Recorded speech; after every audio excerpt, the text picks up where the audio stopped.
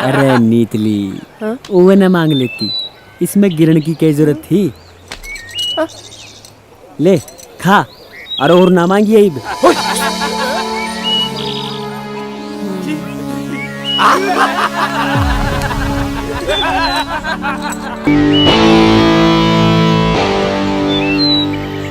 खरी बावड़ी ना?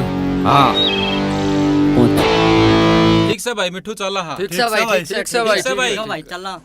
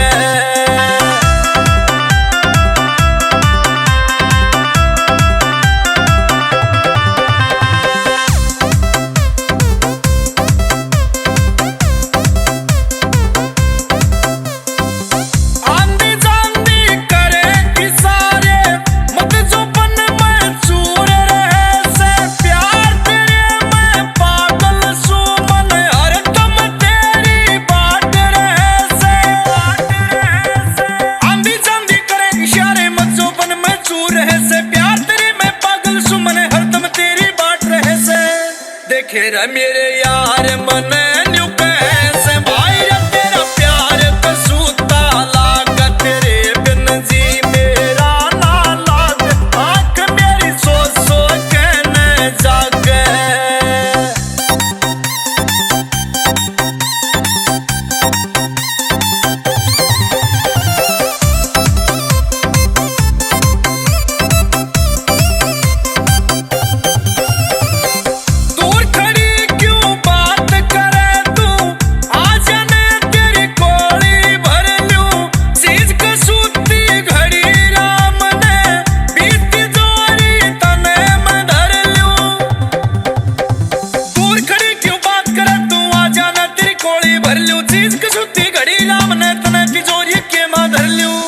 तेरे तो बात प्रेम की कर लूं मन घड़ी प्यारी सी लागे तेरे बिन जी मेरा ना लाग आँख मेरी सोच सोच कहने जागे।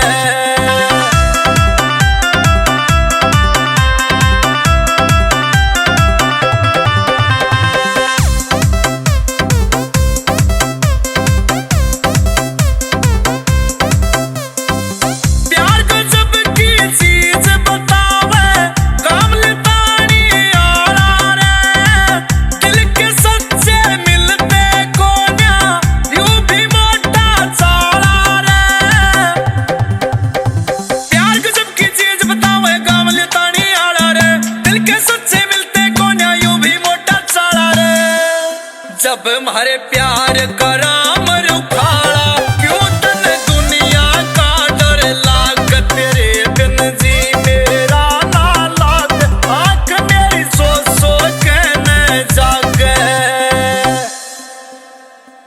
अरे खड़िया होले के बाबू मेरी सपना कड़े की सपना सारा दिन सपना सपना लग गया रहा है धार काट लेने